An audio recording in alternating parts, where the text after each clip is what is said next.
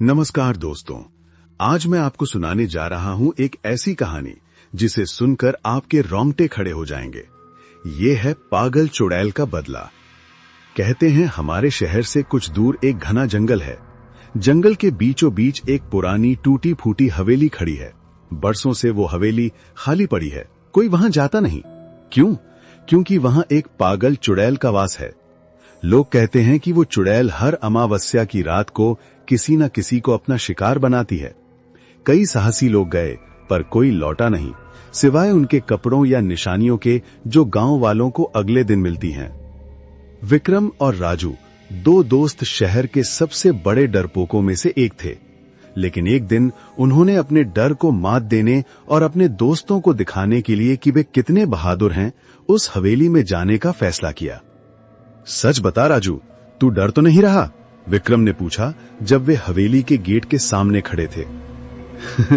नहीं यार, ये सब बस कहानियां हैं, राजू ने हिम्मत दिखाते हुए कहा, पर उसकी आवाज में कंपन था। वे हवेली के अंदर गए। अंधेरा था, सिर्फ उनकी टॉर्च की रोशनी में वे अपना रास्ता देख पा रहे थे।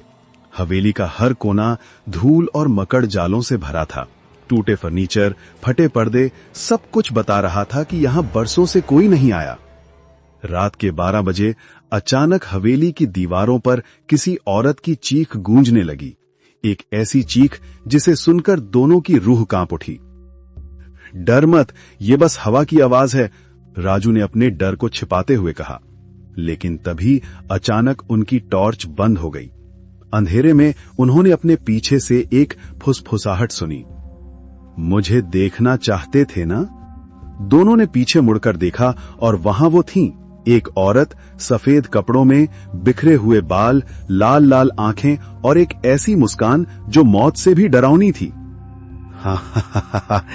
अब तुम भी मेरे जैसे पागल बनोगे, वो जोर जोर से हंसने लगी। विक्रम भागा दरवाजे की ओर, लेकिन दरवाजा अपने आप बंद हो गया। उसके चीखने की आवाज आई, फिर सब कुछ शांत हो गया। अगली सुबह गांव वालों ने जब हवेली के बाहर देखा तो उन्हें सिर्फ एक जली हुई टॉर्च मिली और हवेली की दीवार पर किसी ने लिखा था, एक और शिकार पूरा हुआ। कहते हैं अब भी अमावस्या की रात उस हवेली से 2 लड़कों के चिल्लाने की आवाज आती है, और अगर आप करीब से सुने तो आपको पागल चुड़ैल की भयानक हंसी भी सुनाई दे सकती है। ये थी पागल चुड़ैल का बदला की कहानी। अगर आपको ये कहानी अच्छी लगी तो बताइएगा जरूर। और हां, आज रात सोते समय अपना दरवाजा जरूर बंद करना, क्योंकि कहते हैं जिसने इस कहानी को सुना है वो पागल चुड़ैल के अगले शिकार की सूची में आ जाता है। शुभ रात्रि और सावधान।